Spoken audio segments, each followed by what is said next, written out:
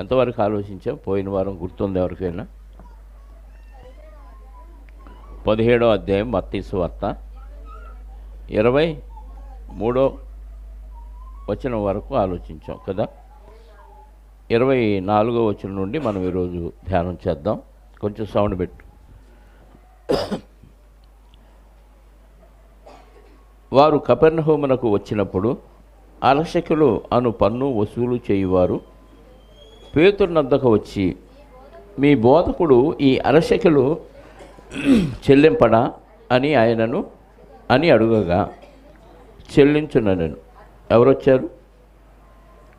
యేసుక్రీస్తు వారు ఆయన శిష్యులు ఎక్కడికి వచ్చారంటే కపెర్నహూము అనే ప్రాంతానికి వచ్చారు. వచ్చినప్పుడు అరశకెలు అనే పన్ను చెల్లించేవాళ్ళు, పన్ను వసూలు చేసేవాళ్ళు. అంటే గవర్నమెంట్కి ట్యాక్స్ కట్టాలి. మనం పన్ను కడుతున్నాం కదా, ఇంటి పన్ను ఎలాగా, నీటి పన్ను ఎలాగా, ప్రతిదానికి కొనే వస్తువులకి అన్నిటికీ పన్ను కడుతున్నాం. అలాగే ప్రభుత్వానికి పన్ను కట్టాలి. అది దాని విలువ ఎంత అంటే అరశకెలు. అరశకెలు అంటే ఒక కూలివాని 2 రోజుల జీతం. అరశకెలు అంటే ఒక కూలివాని 2 రోజుల జీతం. అక్కడ అరశకెలు అన్న చోట 2 ఉంది చూడండి. ఇంచుమించు చెప్పండి, 2 రూపాయలు ఉందా? షెకెలు అంటే ఎంత ఉందా? షెకెల్ అంటే 2 రూపాయలు.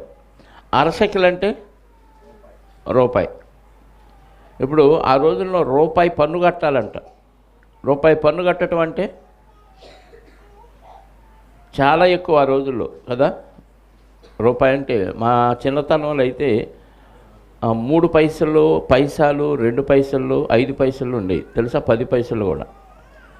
ఐస్ ఫ్రూట్లు వచ్చాయి బళ్ళు వెళ్ళామంటే. 5 పైసలకి సేమియా పాలైస్ ఎంత? 5 పైసలకి. 2000 సంవత్సరాల క్రితం రూపాయి అంటే చాలా ఎక్కువ. కొన్ని వేల రూపాయలతో సమానం. ఇప్పుడు లక్షలు కూడా అయ్యే అవకాశం ఉంది. అర్థమైందా? ఇప్పుడు వాళ్ళు ఎంత వసూలు చేస్తున్నారు ఒక్కొక్కరి దగ్గర? అరశకెలు. ఎవరికి కట్టాలి? ఇది గవర్నమెంట్కి కట్టాలి. ఏ గవర్నమెంట్? రోమా గవర్నమెంట్కి కట్టాలి. అర్థమైందా? రోమా గవర్నమెంట్కి ప్రతి వ్యక్తి ఒక అరశకెలు కట్టాలంటే 1 రూపాయి కట్టాలి వాళ్ళ భాషలో.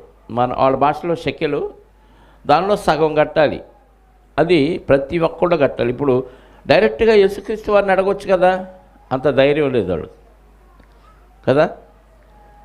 చాలామంది నాతో డైరెక్ట్ ఏం చెప్పలేక వాళ్ళ దగ్గర వీళ్ళ దగ్గర గొనుగుతూ ఉంటారు కదా. ఆయనేంటి అలా చేస్తున్నాడు, ఈయనేంటి ఎలా చేస్తున్నాడు, మీరు ఎందుకు కోరుకుంటున్నారు, మీరు అడగొచ్చు కదా. నువ్వు అడగొచ్చుగా. అంత ధైర్యం చాలదో, మాట్లాడటం రాదు. అంటే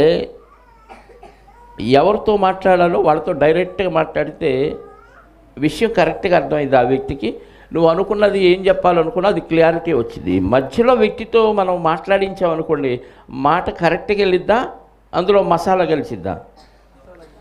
ఖచ్చితంగా ఒకటి తీసేసన్నా చెప్తాడు, ఒకటి కలిపన్నా చెప్తాడు. అంటే మనిషి నుండి ఇంకో మనిషికి మధ్యవర్తి ఉన్నాడు అనుకోండి మాటల విషయంలో, ఖచ్చితంగా నువ్వు చెప్పింది చెప్పినట్టుగా చెప్పడం, మధ్యలో ఏదో ఒకటి చెప్తాడు. కాబట్టి అప్పుడు మనం ఏం చేయాలంటే డైరెక్ట్గా ఎవరికన్నా ఏమన్నా చెప్పాలనుకో డైరెక్ట్గా చెప్పేయచ్చు.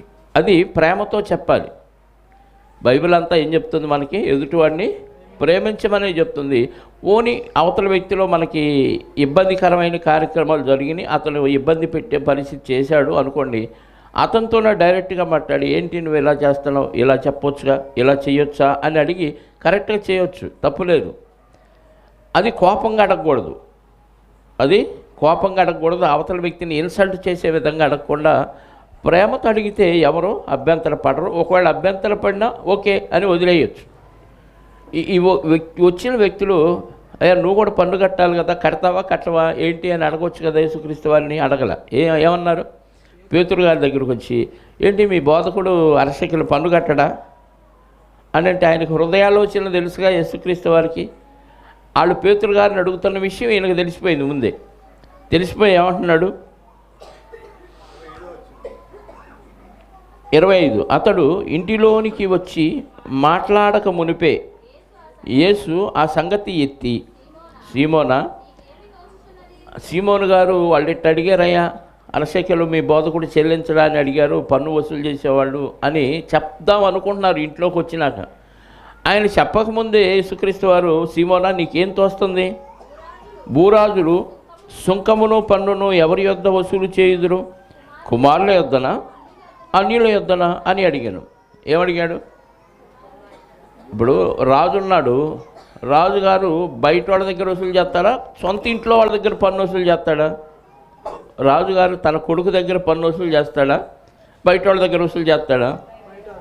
బయట వాళ్ళ దగ్గర వసూలు చేస్తాడు. అదే చెప్తున్నాడు. భూరాజులు ఎవరి దగ్గర పన్ను వసూలు చేస్తారు, సుంకం వసూలు చేస్తారు? భూరాజులు కుమారుల యొద్దనా అన్యుల యొద్దనా?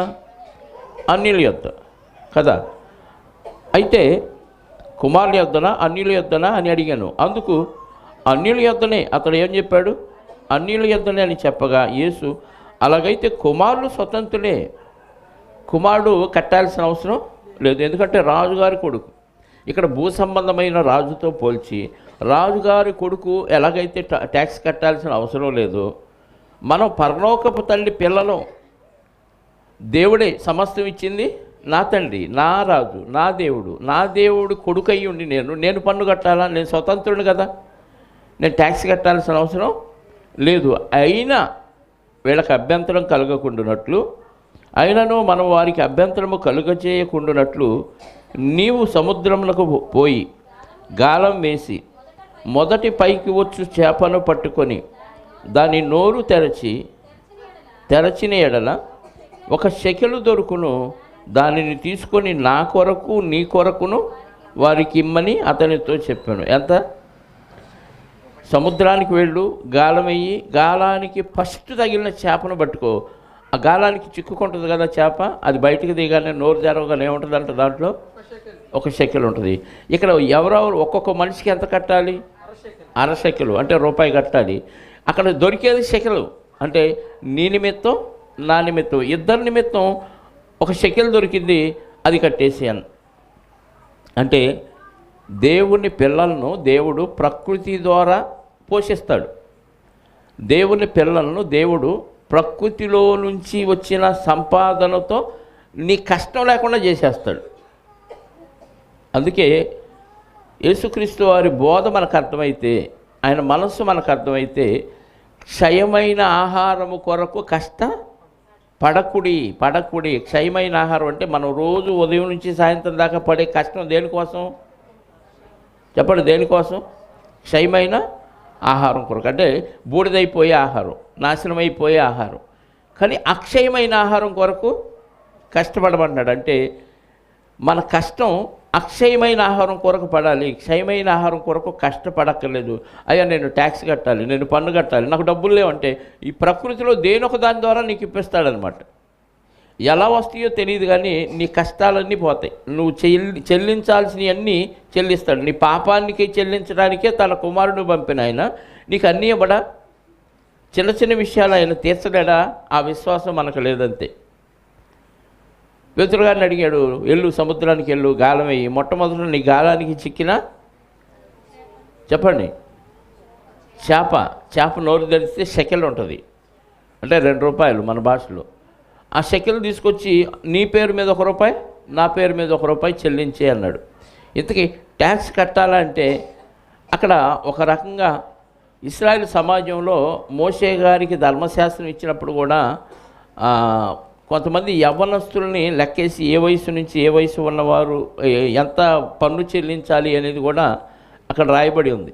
ఒక రకంగా ఇక్కడ ప్రభుత్వానికి కడుతున్న దేవాలయ శాఖ ఒకటి ఉంటుంది, ఆ శాఖకు కూడా పన్ను చెల్లించాలి. కాబట్టి ఇక్కడ భూరాజుల గురించి చెప్పాడు కాబట్టి ప్రభుత్వానికి చెల్లించాలి అన్నట్టుగా మనకు అర్థమవుతుంది. ఒకసారి నిర్గమకాండం 30వ అధ్యాయము 11వ వచనం నుండి చదవండి. నిర్గమకాండం 30వ అధ్యాయము 11వ వచనం నుండి ఈ పన్ను గురించి వ్రాయబడిన మాట. మరియు యెహోవా మోషేతో ఇట్లా, నేను నీవు ఇశ్రాయేలీయులను లెక్కింపవలను, వారు లెక్కింపబడు వేళకు ప్రతివాడు యెహోవాకు తన ప్రాణ పరిక్రయ ధనము నిచ్చుకొనవలను. లెక్కించే సమయానికి ఏమి ఇవ్వాలి? నీ ప్రాణానికి పరిక్రయ ధనం ఇవ్వాలి. ఎంత ఇవ్వాలి? అలాగూ చేసిన ఎడలు నీవు వారిని లెక్కించినప్పుడు వారిలో ఏ తెగులును, అంటే ప్రాణానికి పరిక్రయ దయం ఇవ్వకపోతే తెగులు పుట్టింది, చెల్లించకపోతే తెగులు పుట్టింది, చెల్లిస్తే తెగులు పుట్టదు. వారు ఇయ్యవలసినది ఏమనగా లెక్కింపబడిన వారిలో చేరు ప్రతివాడును పరిశుద్ధ స్థలము యొక్క తులమును బట్టి అరతులము ఇయ్యవలెను. ఏంటంట? పరిశుద్ధ స్థలము యొక్క తులమును బట్టి అరతులము ఇయ్యవలను. ఆ తులము 20 చిన్నములు. ఆ అరతులము యెహోవాకు ప్రతిష్టార్పణ. 20 సంవత్సరములు కానీ అంతకంటే ఎక్కువ వయసు కానీ గలవారై లెక్కింపబడిన వారిలో చేరు ప్రతివాడును యెహోవాకు అర్పణమును, అంటే 20 నుంచి పైన ఉన్న వయసు కలిగిన వారందరూ యెహోవాకు ఏం చేయాలి? అర్పణము ఇవ్వాలి. అది మీ ప్రాణములకు పరిక్రయ ధనముగా ఉండునట్లు యెహోవాకు అర్పణ ఇచ్చినప్పుడు ధనవంతుడు అరతులము కంటే ఎక్కువ ఇవ్వకూడదు, బీదవాడు తక్కువ ఇవ్వకూడదు. అంటే అందరూ సమానమే, అందరూ అరతులమే ఇవ్వాలి. ధనవంతుడైనా పేదవాడైనా. పేదవాడు నాకు లేదని తగ్గిస్తా అంటే కుదరదు, ధనవంతుడు నాకు ఎక్కువ ఉంది కదా ఎక్కువ ఇస్తానంటే కుదరదు, అంతా సమానంగానే ఇవ్వాలి. నీవు ఇశ్రాయేలు యొద్ద నుండి ప్రాయశ్చిత్తార్థమైన వెండి తీసుకొని ప్రత్యక్షం యొక్క గుడారం యొక్క సేవ నిమిత్తము దాన్ని నియమించవలను. మీకు ప్రాయశ్చిత్తము కలుగునట్లు అది యెహోవా సన్నిధిని ఇశ్రాయేలుకు జ్ఞాపకార్థముగా ఉండును. అంటే ఇప్పుడు దేవాలయపు పన్ను కూడా ఉంది ఇక్కడ మనకి. ఎందుకంటే అది ప్రత్యక్షపు గుడారము సేవ నిమిత్తం, ప్రత్యక్షపు గుడారము యొక్క సేవ నిమిత్తము దాన్ని నియమించాలి. అంటే దేవాలయపు పన్ను, మనకి గవర్నమెంట్ పన్ను కడుతున్నాం, కానీ దేవాలయపు పన్ను ఉందా? మందిరానికి వస్తే ట్యాక్స్ కట్టాలి. ఎందుకు? ఇక్కడ ఈ సేవ కోసం అయ్యే ఖర్చులన్నీ మనం పన్నుగా చెల్లించాలి అంటున్నాడు.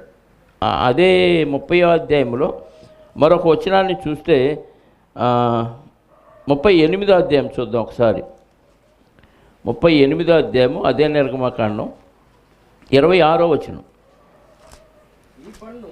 ఈ పన్ను 20 ఏండ్లు మొదలుకొని పై ప్రాయము కలిగి లెక్కలో చేరిన వారందరిలో అనగా 6,03,550 మంది తలకొకటి అరతులము.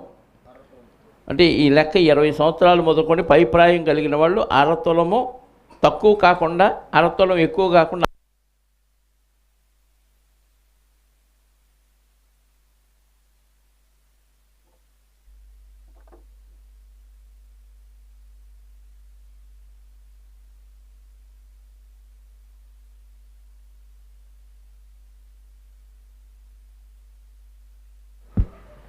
హలో, దీన్ని పన్ను అని రాయించాడు ఇక్కడ 38వ అధ్యాయం 26వ వచనంలో. ఏమన్నాడు? ఈ పన్ను. ఏ పన్ను ఇది?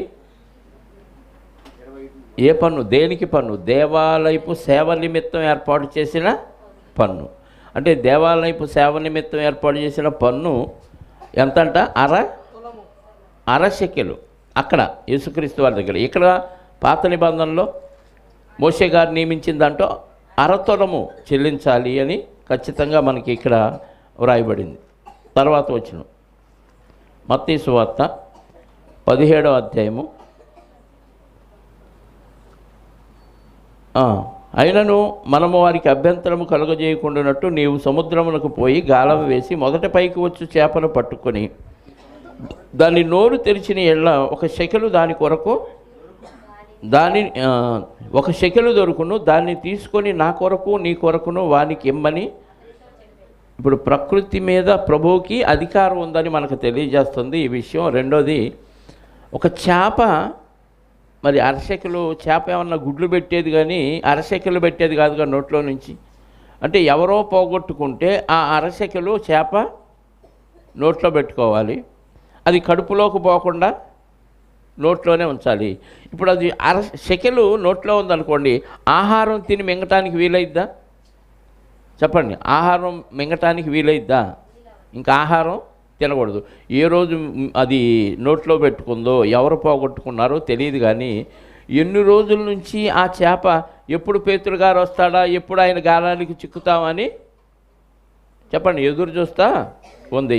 పేతురు గారు రాగానే అమ్మయ్య నా ఉపవాసం అయిపోయింది, ఇప్పుడు ఆయన గాలానికి చిక్కితే ఇంకా ఆ శకెలు ఇచ్చేసేయచ్చు, ఇంకా చచ్చిపోయినా పర్లేదు. అంటే చేప నేర్పే పాఠం ఏంటయ్యా మనకి ఎక్కడ అంటే, దేవుని కోసం నేను హతసాక్షినైనా పర్వాలేదు, చచ్చిపోయినా పర్లేదు, ఈలోపు ఆ శకెలు నోట్లో ఉంటుంది కాబట్టి అది ఆహారం కూడా తెలియదు. అంటే ఉపవాసం ఉండి పేతురు గాలానికి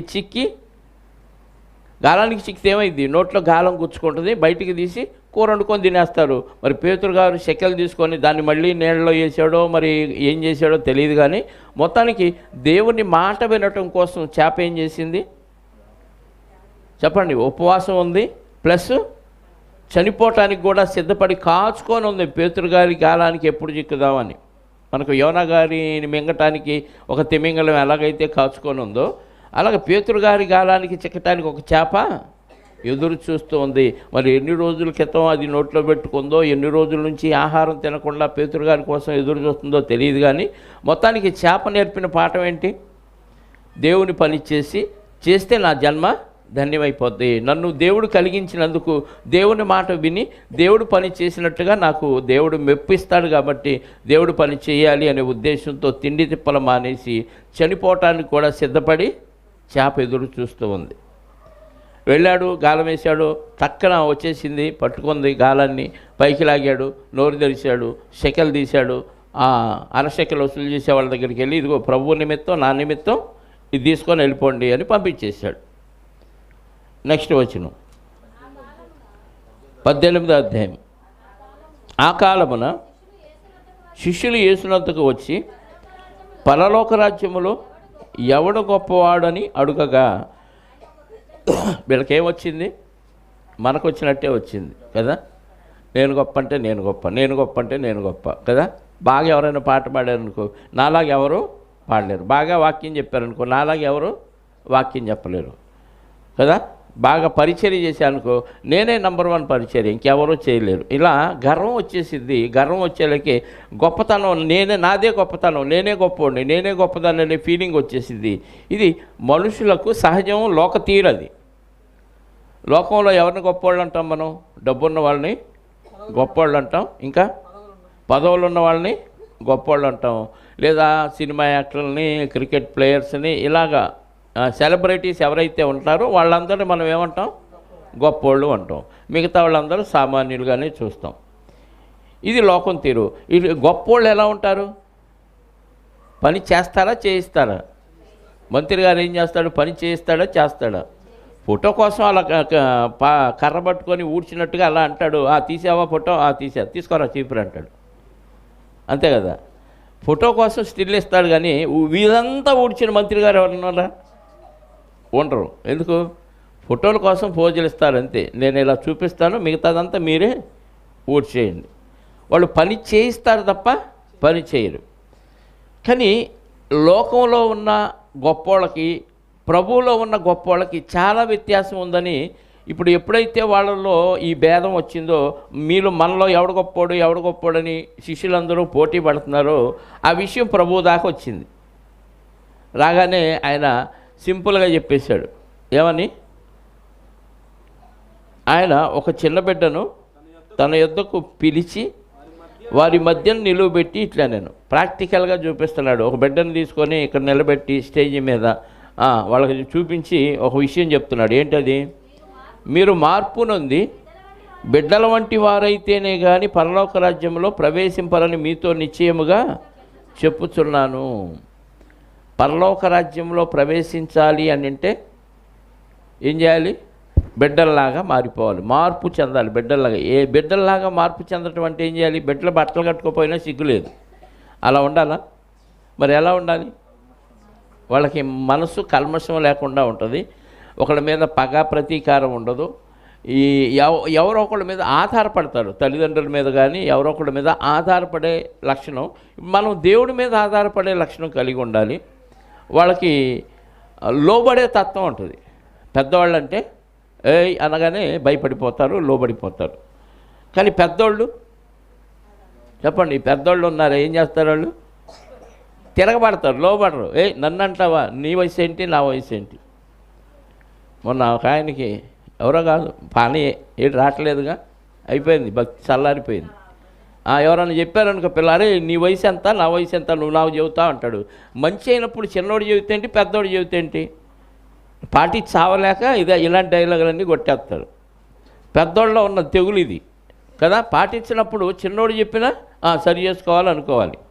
నువ్వేంటి నాకు చెప్పేది, నీ వయసు ఏంటి, నా వయసు ఏంటి అని అంటే అది ఆడలేక మధ్యలోడు అన్నట్టుగా ఉంటుంది వ్యవహారం కదా.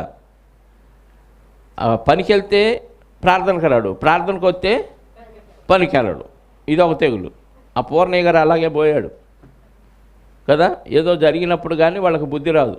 దేవుడు చూస్తున్నాడు, దీర్ఘశాంతం వహిస్తున్నాడు కదా అని అలుసుగా తీసుకొని ఏముందిలే దేవుడి దగ్గరికి వెళ్ళినా వెళ్ళకపోయినా మనకి ఏం కాదు, అలా గడిచిపోతుంది కదా, నిర్లక్ష్య వైఖరి వహిస్తున్నారు వాళ్ళు. దేవుడు తలుసుకుంటే ఏదైనా చేయగలడు. కథ మొత్తం అది తెలిసి కూడా కథ మార్చేదాకా వీళ్ళు దారిలోకి రారు. అదవుతుందా? యేసుక్రీస్తు వారి దగ్గరికి వచ్చింది మ్యాటరు. మీరు చిన్న బిడ్డల్లాగా మార్పు నొందితే తప్ప పరలోక రాజ్యంలో ప్రవేశింపరని మీతో నిశ్చయముగా చెప్పుతున్నాను. అంటే ఎలా మారాలి? చిన్న బిడ్డల్లాగా. అంటే వాళ్ళ మనస్తత్వం ఎలా ఉంటుందో, వాళ్ళకి లోబడే తత్వం ఎలా ఉంటుందో, పెద్దోళ్ళ మీద ఆధారపడే తత్వం ఎలా ఉంటుందో, అలా కల్లా కపటం లేకుండా దేవుడి మీద ఆధారపడి నేను గొప్పవాడిని అని అనుకోరు వాళ్ళు. పిల్లలు ఏమనుకుంటారు? నేను చిన్నవాడిని, వాళ్ళు పెద్దోళ్ళు అనే భావన ఉంటుంది. కాబట్టి ఇప్పుడు శిష్యులకి ఏమి నేర్పుతున్నారంటే, మీరు చిన్న బిడ్డల్లాగా మేము చిన్నోళ్ళమి, మేము పెద్దోళ్ళం కాదు అనే ఫీలింగ్ రావాలి మీకు. చిన్న బిడ్డలకు అదే ఫీలింగ్ ఉంటుంది కదా, వాళ్ళు చిన్నోళ్ళు కాబట్టి అలాంటి ఫీలింగ్ ఉంటుంది. కాబట్టి మీకు కూడా ఎలాంటి ఫీలింగ్ ఉండాలి? చిన్న బిడ్డల్లాగా నేను చిన్నోడిని అనే ఫీలింగ్ ఉందనుకో, ఇంకెప్పుడు నేను గొప్పోడిని అనే ఆలోచన రాదు వాళ్ళకి. నేను గొప్పోడిని అనే ఆలోచన వచ్చిందా? నేను చిన్నోడిని అనుకుంటే వాళ్ళేంటి నన్ను అంటున్నారు, నేను పెద్దోడిని కదా, నాకు చెప్తారేంటి అనే ఫీలింగ్ ఎప్పుడు వచ్చిందంటే నేను గొప్పోడిని అనుకున్నప్పుడు వచ్చింది. నేను అందరికంటే చిన్నోడిని. పౌలు గారు అంటాడు కదా, పాపులలో నేను ప్రధానుడను అంటాడు. నిజంగా అంత ప్రధానుడా? నంబర్ 1 అంత పాపేమి కాదు. ఎందుకంటే చిన్నప్పటి నుంచి ఆయన ధర్మశాస్త్రాన్ని అవపాసన పడుతూ గమలియేలు పాదాల యొద్ద విద్యాభ్యాసం నేర్చుకున్న వ్యక్తి. మిగతా పాపులతో పోలిస్తే ఈయన పెద్ద పాపేం కాదు. కానీ ఏం చేశాడు? తగ్గించుకున్నాడు. దేవుని ముందు నా పాపం చాలా గొప్పగా ఉంది, నేనే ప్రధానుడిని అని తగ్గించుకున్నాడంటే ఆయన ముందు మనం ఎంత చెప్పండి. నేను తక్కువాడిని అనుకుంటే ఇంకా మనకి ఎవడేమన్నా తక్కువని కాబట్టి అంటారు అంతే. ప్రభువునే ఏం చేశారు చెప్పండి? ఆయన గొప్పవాడు అందరికంటే గొప్పవాడిని ఏమన్నారు? దయ్యం పట్టినోడు, మెంటలోడు, తిండిపోతూ, మద్యపానీయ కొట్టువాడు, ఇలాంటి డైలాగులన్నీ వాడాడు. నిజంగా ఈ తిండిపోతా ఆయన మద్యపానం తాగేవాడా, లేకపోతే దయ్యం పట్టినోడా, లేకపోతే మెంటలోడా? ఆయనకు పిచ్చి పట్టిందని తోలేశాడు తోడబుట్టిన సహోదరుని.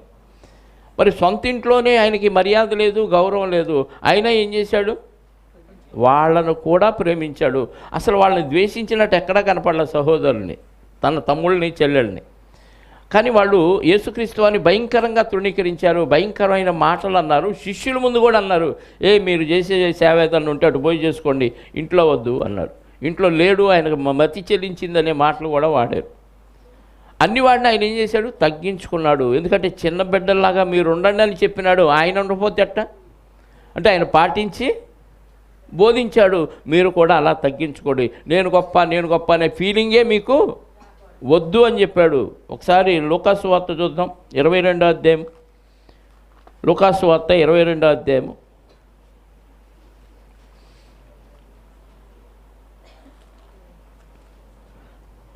24వ వచనం. ఇక్కడ కూడా అదే విషయం. తమలో ఎవడు గొప్పవాడుగా ఎంచబడును అను వివాదం వారిలో పుట్టగా ఆయన వారితో ఇట్లనెను, అన్ని జనులలో రాజులు వారి మీద ప్రభుత్వము చేయుదురు, వారి మీద అధికారము చేయువారు ఉపకారులు అనబడుదురు. మీరైతే అలాగూ ఉండరాదు. మీలో గొప్పవాడు చిన్నవాని వలెను, అధిపతి పరిచారకుని వలన ఉండవలను. గొప్పవాడెవడు? భోజన పంక్తిని కూర్చుండువాడా, పరిచర్య చేయువాడా? పంక్తి భోజన పంక్తిని కూర్చుండేవాడే కదా. అయినను నేను మీ మధ్య పరిచర్య చేయువాని వలే ఉన్నాను. అర్థమైందా? ఏం చెప్పాడు ఇక్కడ? లోకంలో గొప్పవాళ్ళు ఏం చేస్తారంటే చేయించుకుంటారు పని, వాళ్ళు పని చేయరు. ఆడు గొప్పోడు. లోకం దృష్టిలో ఎవడైతే 10 మందిని పెట్టి పని చేయిస్తాడో వాడు గొప్పోడు. ఇప్పుడు పనుల దగ్గరికి వెళ్తాం, మేస్త్రి గొప్పోడా కూలోడు గొప్పోడా? 10 మంది కూలోడిని పెట్టి మేస్త్రి చేపిస్తాడు కాబట్టి మేస్త్రి పెద్దోడు. ఇది లోకం తీరు. మినిస్టర్ పెద్దోడు, కింద వాళ్ళ చేత పనులు చేయిస్తారు. అది లోకం తీరు. కానీ దేవుని విషయంలో ఎలా ఉండాలంటే, నేను గొప్పోడిని అని అనిపించాలి. నీకు అనిపించింది నేను గొప్పోడుగా ఉండాలి అనుకున్నావా, నువ్వు అందరికీ సేవ చేసేవాడిగా ఉండు. మీకు అర్థమైందా? నిన్ను గొప్పోడని వాళ్ళు అనరు. ఉదాహరణకి నేను మీ అందరికీ సేవ చేస్తూ ఉన్నాను అనుకోండి, ఎలా చూస్తారో తెలుసా? సేవ చేసేవాడిని అందరు ఎలా చూస్తారు చెప్పండి? చులకనగా చూస్తారా, విలువగా చూస్తారా? చాలా చులకనగా. ఆ పాస్టర్ పనికి మాలినోడండి, అందరి దగ్గర వెళ్ళి కాళ్ళు పట్టుకుంటాడు, బతిమలాడతాడు, దండాలు పెడతాడు, వాళ్ళు ఏది చెబితే అది చేస్తానే ఉంటాడు. అదే సూటు బూటు వేసుకొని దర్జాగా ఉండి అని ఉందాగా అన్నాడు అనుకోండి, ఆ పాస్టర్ని ఎలా గౌరవిస్తారు చెప్పండి? ఆయన గొప్ప పాస్టర్, చాలా దూరం నుంచి వచ్చాడు, గొప్ప పాస్టర్ కాబట్టి ఆయన గౌరవిస్తారు ఎక్కువ. అందరికీ పని చేసేవాడిలాగా ఎప్పుడు పడితే అప్పుడు ఏ పని పడితే అది చేస్తున్న వాడిని చులకనగా చూస్తారు. ఎందుకంటే లోకం తీరు సంఘంలోకి వచ్చేసింది. కానీ సంఘంలో ఎలా ఉండాలంటే అందరికీ పరిచర్య చేసేవాడిని దేవుడు గొప్పవాడిగా చూస్తాడు, మనుషులు చూడరు. నువ్వు ఎంత లోబడి, ఎంత తగ్గించుకొని, ఎంత పరిచర్య చేస్తే అంత చులకనగా చూస్తారు ప్రజలు. జనాల యొక్క మైండ్ సెట్ అది. యేసుక్రీస్తు వారు ఎంతమందికి ఎన్ని స్వస్థతలు చేశాడు చెప్పండి? ఈరోజు దేవుడి పేరు చెప్పి ఎన్నో స్వస్థతలు చేస్తున్నామని చెప్పుకుంటున్న వారిని ఈ జనాలు ఎలా చూస్తున్నారు? గొప్పగా చూస్తున్నారు. ఏది చెయ్యకపోయినా చేసామని చెప్పుకుంటున్న వారిని. మరి అంతమందికి స్వస్థత చేస్తే ఆయన ఎలా చూడాలి? గొప్పవాడుగా చూడాలి. కానీ చూస్తే ఆయన సిలువలో ఆయన పట్టుకెళ్ళినప్పుడు, సిలువ వేసేటప్పుడు ఎవడైనా వచ్చాడా ఈ స్వస్థత బంధువులు? ఎవరు రాలేదు. ఎందుకంటే ఆయనదే ఉందలే, కార్పెంటర్ కొడుకు, అలా వీధులు అమ్మడు తిరిగి సువార్త చెప్పుకుంటూ ఏదో ఆయనకు వచ్చిన మ్యాజిక్లు చేసుకుంటా పోతాడని చులకన చూపుతో చూశారు. అందుకే మా కోసం ఒక సూచక్రియ చేయి అని అడిగారు శాస్త్రులు, పరిచర్య. అంటే పరిచర్య చేసేవాడు, తగ్గించుకున్నవాడు దేవుని దృష్టిలో గొప్పవాడు, కానీ సమాజం దృష్టిలో గొప్పవాడు కాదు, చిన్నవాడిగా చులకనగా చూస్తారు. కానీ వాళ్ళు చూసినా సరే నేను నిన్ను గొప్పవాడుగా గుర్తించాలంటే నువ్వు అందరికీ ఎలా ఉండాలంట? పరిచర్య చేసేవాడిగా ఉండాలి. అప్పుడు నేను మిమ్మల్ని గొప్పవాడు అంటాను అంటున్నాడు. లోకంలో ఇప్పుడు భోజనాలు వడ్డించేటప్పుడు మనందరం టేబుల్స్ దగ్గర కుర్చీలు వేసుకొని కూర్చుంటాం. వీళ్ళు వస్తారు వడ్డించేవాడు గొప్పవాడా, భోజన పంక్తిలో కూర్చొని తినేవాడు గొప్పవాడా? మనం భోజన పంక్తిలో కూర్చొని దర్జాగా తినే బ్యాచ్ కాదు, నువ్వు వడ్డించే బ్యాచ్లో ఉండి అంటున్నాడు. లోకం తీరైతే కూర్చొని తినేవాడు గొప్పవాడు, కానీ ఇక్కడ వడ్డించేవాడినే గొప్పవాడు అన్నాడు. అంటే పరిచర్య చేసేవాడు గొప్పవాడు అని చెప్తున్నాడు. మళ్ళీ మత్తయి సువార్తకు రండి, ఎన్నో వచనం? 4వ వచనం. కాగా ఈ బిడ్డ వలె తన్ను తాను తగ్గించుకొని వాడెవడో వాడు పరలోక రాజ్యంలో గొప్పవాడు. మరియు ఇలాంటి ఒక బిడ్డను నా పేరుట చేర్చుకొని వాడు నన్ను చేర్చుకొను. ఇంతకీ పరలోక రాజ్యం ఎక్కడుంది? పరలోక రాజ్యంలో గొప్పవాడు అంటే అక్కడికి వెళ్ళినాక వీడు గొప్పవాడుగా చూస్తాడు కాదు. పరలోక రాజ్యం అంటే సంఘం. లోకరాజ్యం అంటే సాతాను సంఘం. సాతానులో ఉన్నవారు మనం, చీకట్లో ఉన్నవారు. యేసుక్రీస్తు వారు వాక్య పిలుపు విని వెలుగులోనికి వచ్చాం. ఆయన వెలుగులోనికి మనల్ని పిలిచిన వారిని గుణాతిశయాన్ని ప్రచురం చేయ నిమిత్తం ఏర్పరచబడిన వంశము, రాజులైన యాజక సమూహం, దేవుని సొత్తైన ప్రజలు మనం ఇప్పుడు. కాబట్టి దేవుని పిలుపు విని మనం క్రీస్తులోనికి వచ్చామంటే సాతాను రాజ్యంలో నుంచి ఏ రాజ్యంలోకి వచ్చాం? యేసుక్రీస్తు రాజ్యంలోనికి వచ్చాము. ఇదే పరలోక రాజ్యం.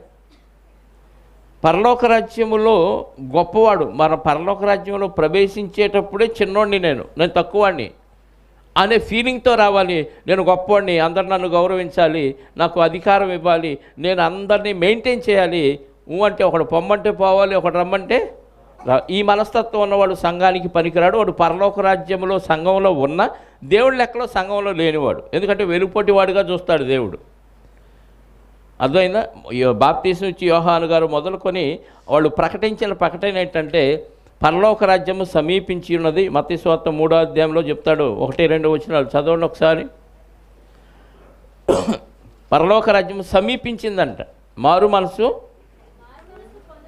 మనసు పొందుడని యోదయ అరణ్యములో ప్రకటించుచుండెను. అంటే పరలోక రాజ్యం ఏమైంది? సమీపించిందంట. అలాగే 4వ అధ్యాయము అదే మత్తయి సువార్త, అక్కడ బాప్తీసం ఇచ్చి యోహాను గారు అలా ప్రకటించారు.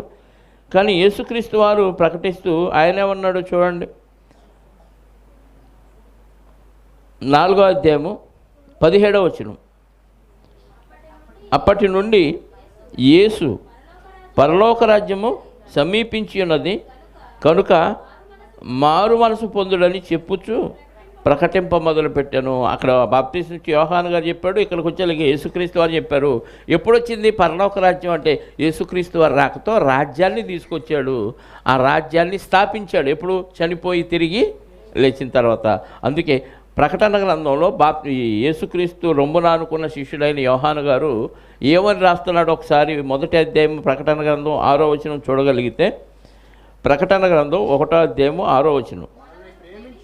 మనలను ప్రేమించుచు తన రక్తము వలన మన పాపముల నుండి మనలను విడిపించిన వానికి మహిమయు ప్రభావమును యుగ యుగములకును కలుగునుగాక. ఎవరి గురించి? యేసుక్రీస్తు వారి గురించి. ఆయన మనలను తన తండ్రియగు దేవునికి ఒక రాజ్యముగాను యాజకులను గాను చేశాను. చేశాడా? చేస్తాడా? అంటే రాజ్యం స్థాపించాడా? స్థాపిస్తే కదా చేశాను అంటున్నాడు. 9వ వచనం కూడా చదవండి. నీ సహోదరుడను యేసును బట్టి కలుగు శ్రమలోను ఆయన రాజ్యములోను పాలివాడనైన యోహానని నేను. సహనములోను పాలివాడను అంటే పార్ట్నర్ని. దేంటో? ఆయన సహనంలో, ఆయన రాజ్యంలో పార్ట్నర్. రాజ్యం లేకపోతే పార్ట్నర్షిప్ ఎక్కడ ఉంటుంది? వ్యాపారం లేకపోతే మీ ఇద్దరు బిజినెస్ పార్ట్నర్ అని అంటే అర్థం ఉంటుందా? బిజినెస్ ఉంటేనే మేమిద్దరం వ్యాపారస్తులు పార్ట్నర్స్ అని చెప్పాలి. రాజ్యం ఉంది కాబట్టి యోహాను గారు ఏమంటున్నాడు? రాజ్యం ఎక్కడుంది అప్పుడు? సంఘం. భూమి మీద స్థాపించిన సంఘమే దేవుని రాజ్యం. ఇప్పుడు నువ్వు తగ్గించుకోకుండా రాజ్యంలో ఉంటే ఉన్నాను నువ్వు అనుకుంటావు, కానీ దేవుడు లెక్కేయడు. అంటే పరలోక రాజ్యం అంటే సంఘం అని నీకు అర్థమైతే, సంఘములో ప్రతి ఒక్కరు ఎలా ఉండాలి? ఎలా ఉండాలి? చిన్న బిడ్డల్లాగా తగ్గించుకొని ఉండాలి. చిన్న బిడ్డల్లాగా విధేయులై ఉండాలి. చిన్న బిడ్డల్లాగా ఎవరి మీద ద్వేషం లేకుండా, కల్లా కపటం లేకుండా ఉండాలి. చిన్న బిడ్డల్లాగా దేవుడి మీద ఆధారపడేవాడిలాగా ఉండాలి. ఇది చిన్నపిల్లల తత్వం కదా. తల్లిదండ్రుల మీద కొట్టినా మళ్ళీ అమ్మీ మమ్మీ అని వెళ్తాడు, డాడీ అని పెడతాడు. కాసేపటికి ఆ కాసేపే ఏడుస్తారు, మళ్ళీ వస్తారు దగ్గరికి. ఎందుకు? వాళ్ళ కళ్ళ కపటం లేదు, మర్చిపోతారు అన్నీ. అప్పుడు నువ్వు కొట్టావు కదా అని ఎప్పుడో ఒకసారి కోపం వచ్చి అలా అంటారు, కానీ మళ్ళీ మర్చిపోతారు, మళ్ళీ కలిసిపోయి ఉంటారు.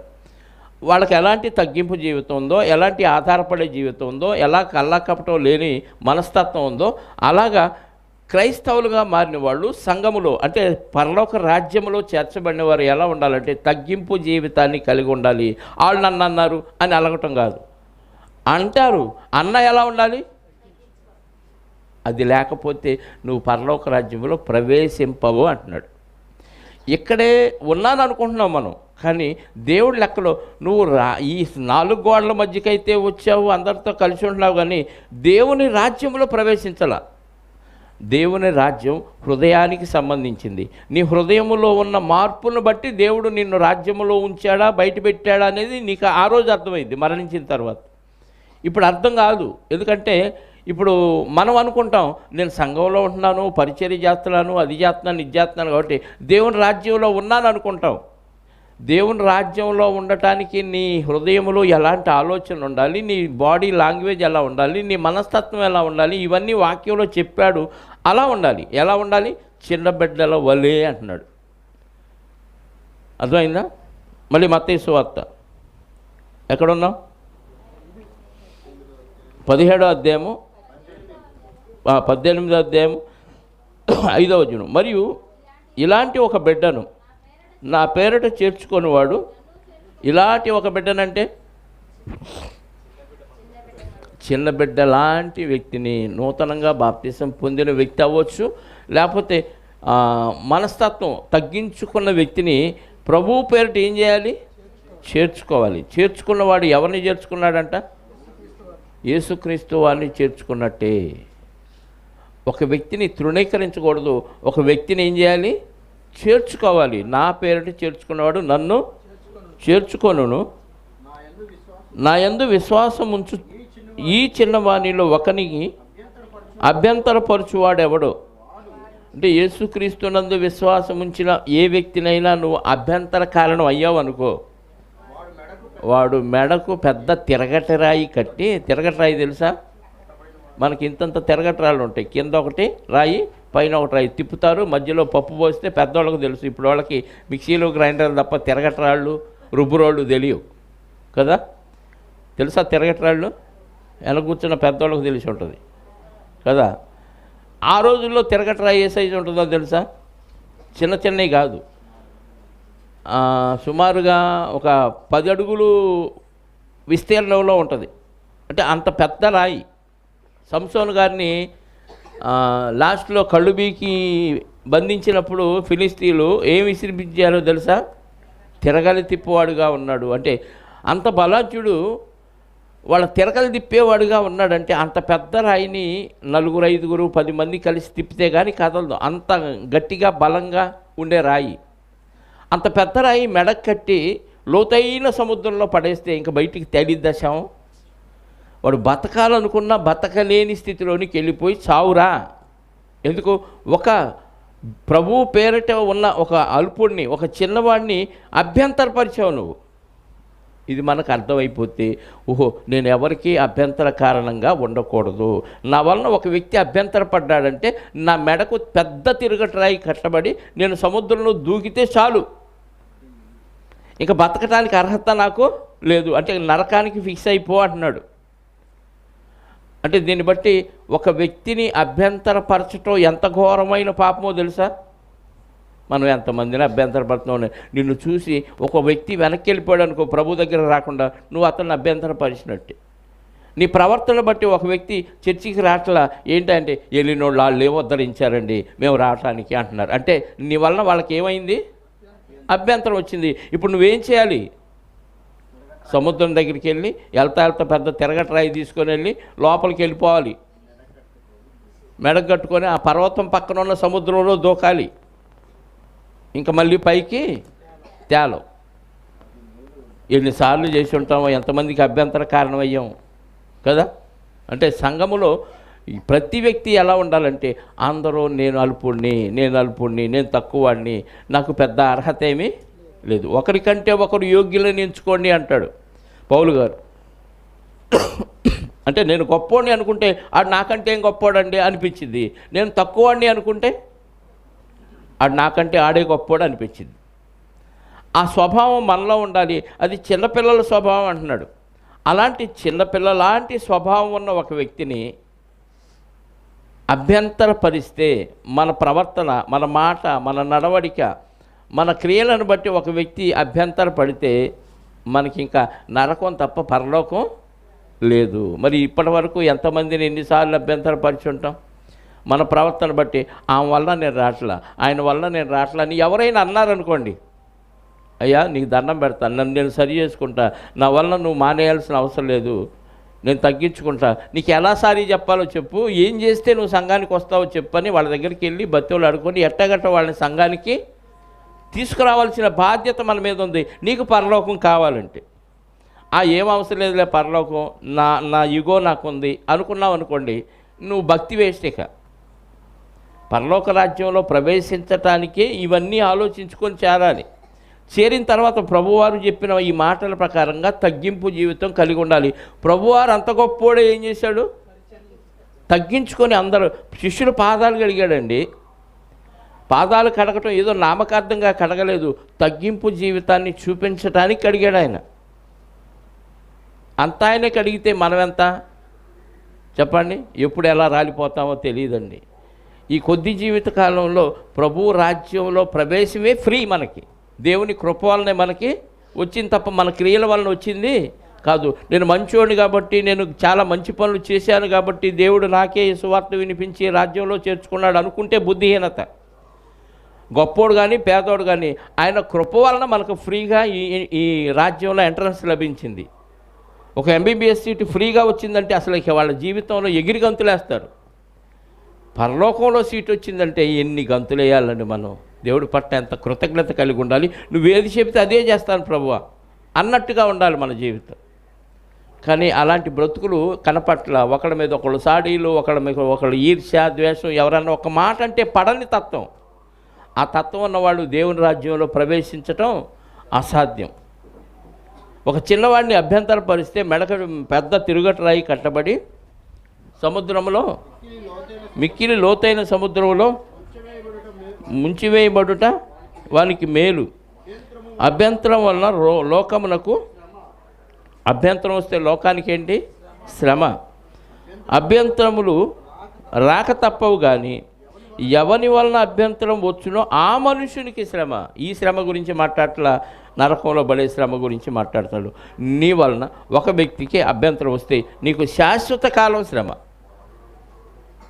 ఇప్పుడు మనం ఎంతమందికి అభ్యంతర కారణం అయ్యాం?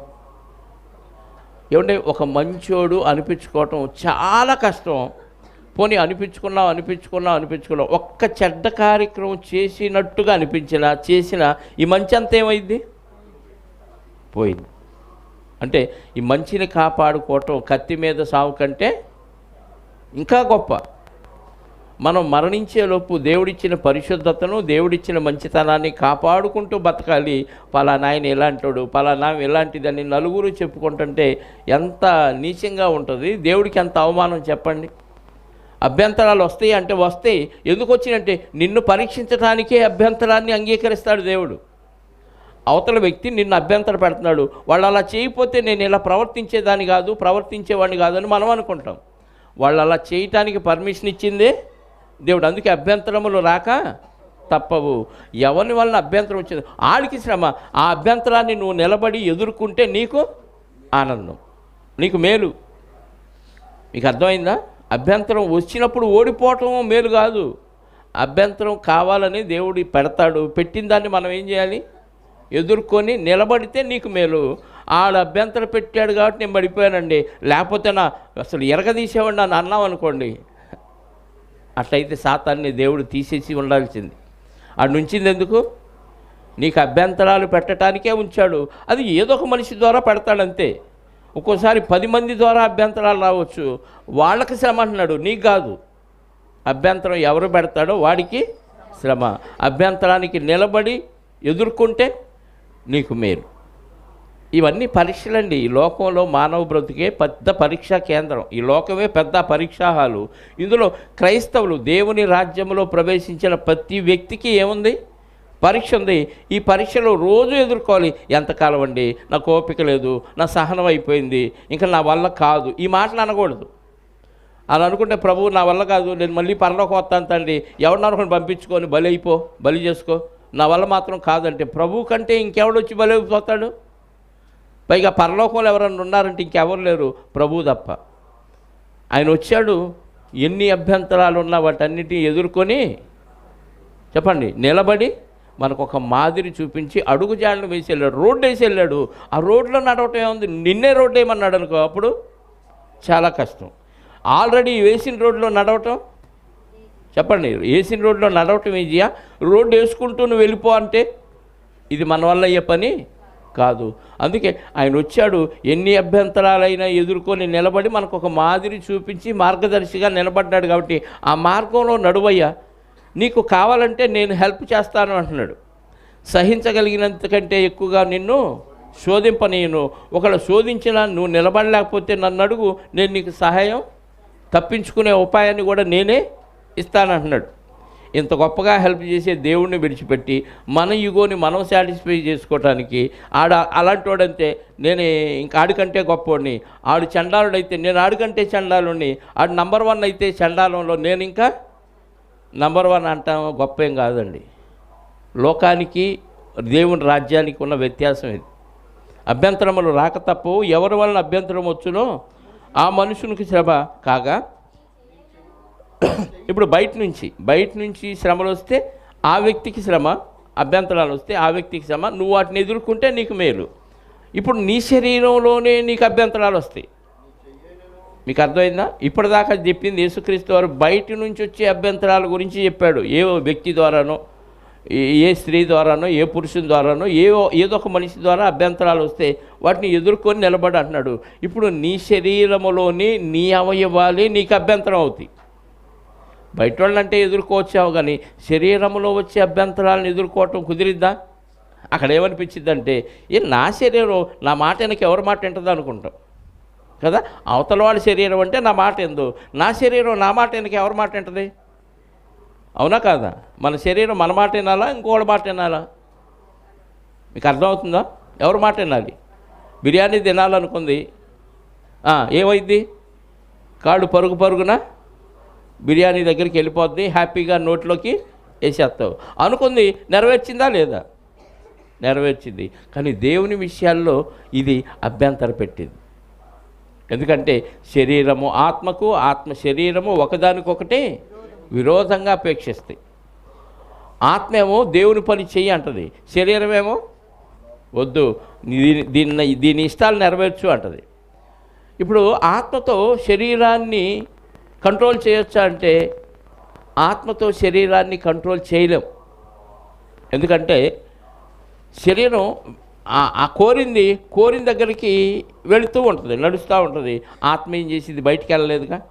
లోపల ఉన్న ఆత్మ నేను రాను అందనుకో, ఆ శరీరం అక్కడే కుప్పకొలిపోయింది. కానీ ఉండాలి, దేవుడిచ్చిన ఆయుష్కాలం ఉన్నంతకాలం ఆ శరీరం దాంట్లోనే ఉండాలి. బలవంతంగా ఈడ్చుకెళ్ళింది శరీరం ఆత్మని. అయితే ఆ ఆత్మకు బాప్తీసం తీసుకోవటం ద్వారా, యేసుక్రీస్తుని అంగీకరించి బాప్తీసం తీసుకోవటం ద్వారా పరిశుద్ధాత్మ వస్తాడు మనలోకి.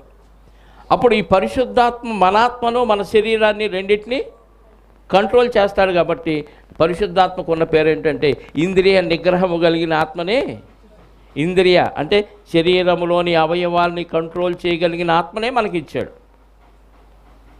కాబట్టి ఆ పరిశుద్ధాత్మ సహాయంతో శరీరాన్ని ఏం చేయాలి? నిగ్రహించాలి. ఇప్పుడు శరీరంలో అభ్యంతరాలు వస్తే ఏ సహాయంతో శరీర అభ్యంతరాలు నిరోధించాలి? పరిశుద్ధాత్మ సహాయంతో శరీరంలో కన్ను కానీ, కాలు కానీ, చెయ్యి కానీ, ముక్కు కానీ, నోరు కానీ, చెవులు కానీ ఏ అభ్యంతరం పెట్టినా ఆత్మ సహాయంతో, ఈ చెవి నాకు లేదు, ఈ కళ్ళు నాకు లేవు, ఈ చేతులు నాకు లేవు, అభ్యంతర పడటానికి అంటే తప్పు చేయటానికి నాకు చేతులు లేవుగా, తప్పు వైపు నడవటానికి నాకు కాళ్ళు లేవుగా, నేను నరికేసుకున్నా కానీ ఫీల్ అవ్వాలి. డాక్టర్ దగ్గరికి వెళ్తాం, కొన్ని జబ్బులు వస్తే ఆ డాక్టర్ గారు చెప్తాడు, 4 రోజులు మీరు చికెన్లు, మటన్లు, బిర్యానీలు, మసాలాలు తినకూడదు అంటారు. ఆశ ఉంటుంది, కళ్ళ ముందు అందరూ తింటూ ఉంటారు. అప్పుడు ఏం చేస్తాము మనం? నోరుంది, కడుపు ఉంది, చేతులు ఉన్నాయి, అలా ముద్ద కలుపుకొని నోట్లో పెట్టుకొని తింటే హ్యాపీగా కడుపులోకి వెళ్ళిద్ది. కానీ తింటామా? ఎందుకు తినం? చెప్పండి, ఎందుకు తినం? ఈ 4 రోజులు నాకు పత్యమని డాక్టర్ చెప్పాడు, లేకపోతే పోతావన్నాడు కాబట్టి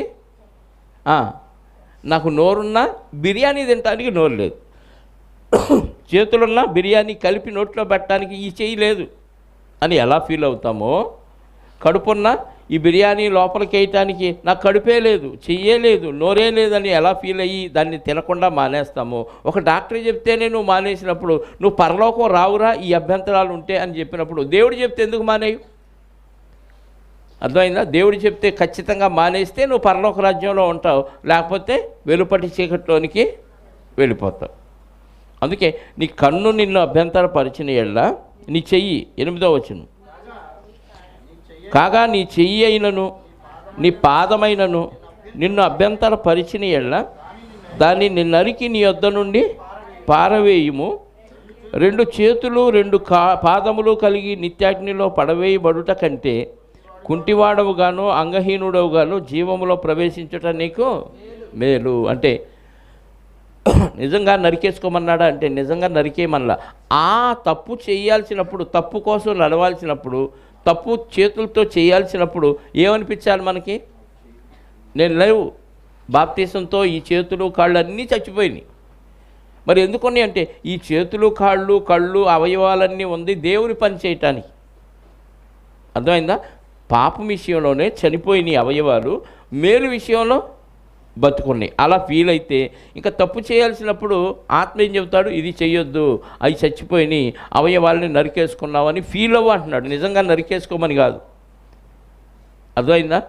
లేవని ఫీల్ అవ్వాలి. డాక్టర్ చెప్తే లేవని ఫీల్ అయ్యే కదా తింటలేదు కదా.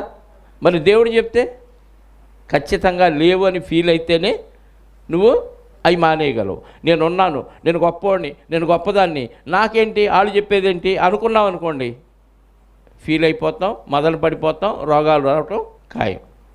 దేవుడు చెప్పిన మాట తూచే తప్పకుండా వినాలి. నీ చెయ్యైనను నీ పాదమైనను నిన్ను అభ్యంతరపరిచినాయంటే ఖచ్చితంగా శరీరం నిన్ను తప్పుదారిలోనికి నడిపించడానికే ప్రేరేపించింది. నీ శరీరం నీకు శత్రువుగా నువ్వే మలచుకున్నావు. దీన్ని దేవుని కార్యక్రమాల కోసం అలవాటు చేసావనుకో ఇంక ఇది అభ్యంతరం పెట్టదు. అందుకే పౌలు గారు ఏమంటాడు? నా శరీరాన్ని నేను నలగొట్టుకుంటున్నాను అంటాడు. ఎందుకు నలగొట్టాలంటే దీన్ని దేవుని పని కోసం అరగదీస్తేనే అది నీ మాట అంటుంది. లోక సంపాదన కోసం దీన్ని ఈడ్చుకెళ్ళామనుకోండి అది లోకంలో ఉన్న భోగేచ్ఛల్నే కోరింది. యాకోబు అంటాడు కదా, మీలో యుద్ధములు పోరాటములు దేని నుండి కలుగుతున్నవి? మీ శరీరములలో పోరాడు, అవయవుల్లో పోరాడు, భోగేచ్ఛల నుండి. ఎక్కడంటే శరీరంలో ఏం కోరుతుందంటే సుఖాన్ని కోరుతున్నాయి అవయవాలన్నీ. దాన్ని కంట్రోల్ చేయగలిగిన సామర్థ్యం పరిశుద్ధాత్మకు ఉంది. కాబట్టి పరిశుద్ధాత్మని సహాయంతో ఈ అవయవాలు నాకు లేవు, ప్రభువులో ఎప్పుడో చంపేశాను. ఇప్పుడు ఉన్న అవయవాలు క్రీస్తులో నూతనంగా జన్మించిన క్రీస్తు అవయవాలు. కాబట్టి నా అవయవాల్ని దేవుని పనికి సాధనాలుగా నేను ఉపయోగిస్తాను అనుకోవాలి. అలా ఫీల్ అయితే ఇంకా నువ్వు తప్పు చేయటానికి అవకాశం ఉండదు. అదే చెప్పాడు. ఎన్నో వచనం? 2 పాదములు 2 చేతులను 2 పాదములు కలిగి నిత్యాగ్నిలో పడవేయబడుట కంటే కుంటివాడిగాను అంగహీనుడుగాను జీవములో ప్రవేశించుట మేలు. నిజంగా కాళ్ళు చేతులు లేకుండా కుంటోడుగా గుడ్డోడుగా పరలోకంలో ప్రవేశిస్తామని కాదు. ఇప్పుడు మనం చనిపోతే అవయవాలన్నీ ఏమైపోతాయి చెప్పండి? మట్టిలో కలిసిపోతాయి. మరి అవయవాలు లేనప్పుడు శరీరం ఎలా వచ్చిందంటే దేవుడు లేపగలిగిన సామర్థ్యం ఆయనకు ఉంది. నువ్వు ఇక్కడ నరికేసుకున్నానని ఫీల్ అయినా, నిజంగా నరికేసుకున్నా దేవుడు అన్ని అవయవాల్ని తిరిగి సమకూర్చి ఆత్మనందులో ప్రవేశపెట్టి ఈ దేహాన్ని అద్భుతమైన మహిమా దేహంగా మలిచి మహిమలో ఉండే విధంగా పైనుండి ఒక దేహాన్ని ఇచ్చి అక్కడికి తీసుకెళ్ళిపోతాడు. కాబట్టి నరికేసుకుంటే వెళ్ళిపోయి ఇంకా నేను కుంటోడుగా గుడ్డోడుగా ప్రవేశిస్తానని కాదు.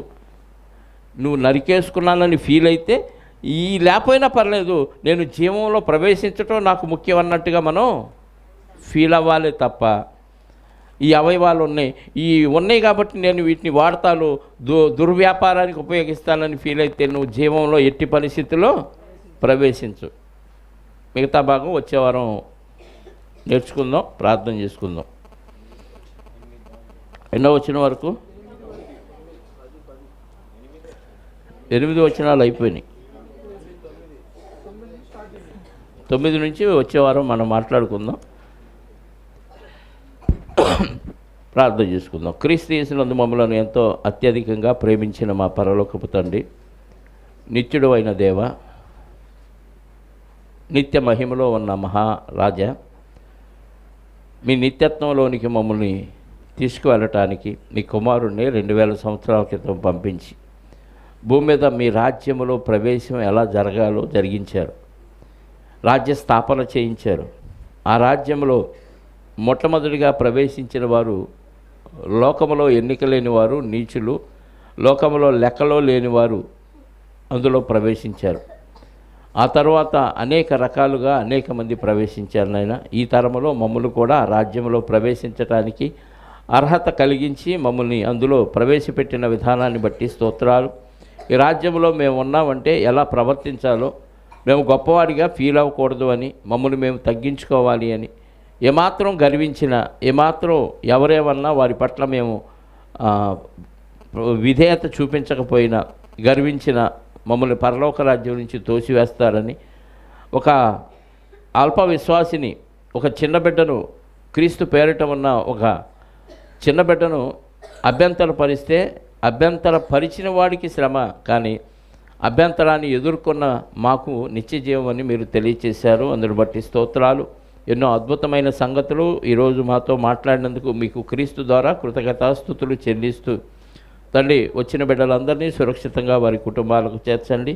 వచ్చిన వారిలో ఎవరెవరికి ఎలాంటి అవసరాలు ఉన్నాయో మీ చిత్తమైతే ప్రతి అవసరత క్రీస్తులో తీర్చి, తండ్రి మమ్మల్ని పరలోక రాజ్య వారసులుగా చేయటానికి మీ కృప, మీ సహాయాన్ని కోరుకుంటూ, రేపటి దినాన తండ్రి మరి ప్రపంచం అంతా క్రిస్మస్ వేడుకలు జరుపుకుంటూ ఉండగా, నిజమైన క్రైస్తవుడికి ప్రతిరోజు క్రిస్మస్సే అన్న విషయాన్ని మీ పిల్లలకు జ్ఞాపకం చేసి, అయినా క్రిస్మస్ పేరుతో మేమంతా కూడుకొని క్రీస్తు జన్మను గురించిన పరమార్థాన్ని నేర్చుకునే క్రమంలో ముందుకు సాగటానికి కృప చూపి సహాయాన్ని దయచేయమని కోరుకుంటూ, మహిమ ఘనత ప్రభావాలు మా అందరి ద్వారా మీరే పొందుకొనమని మా రక్షకుడు నీ ప్రియకుమారుడైన క్రీస్తు యేసు యొక్క అతి పరిశుద్ధమైన నామములో ప్రార్థించి అడిగి వేడుకొనుచున్నాను పరలోకపు తండ్రి. ఆమెన్. మనందరి కన్న తండ్రి అయిన దేవుని ప్రేమ, ఆయన ప్రియ కుమారుడైన యేసుక్రీస్తు వారి కృప, పరిశుద్ధాత్మ యొక్క అన్యోన్య సహవాసము ఇప్పుడు ఎల్లప్పుడూ సకల పరిశుద్ధులకు సదాకాలము తోడై ఉండి నడిపించునుగాక. ఆమెన్. అందరికీ వందనాలు. Thank you very much.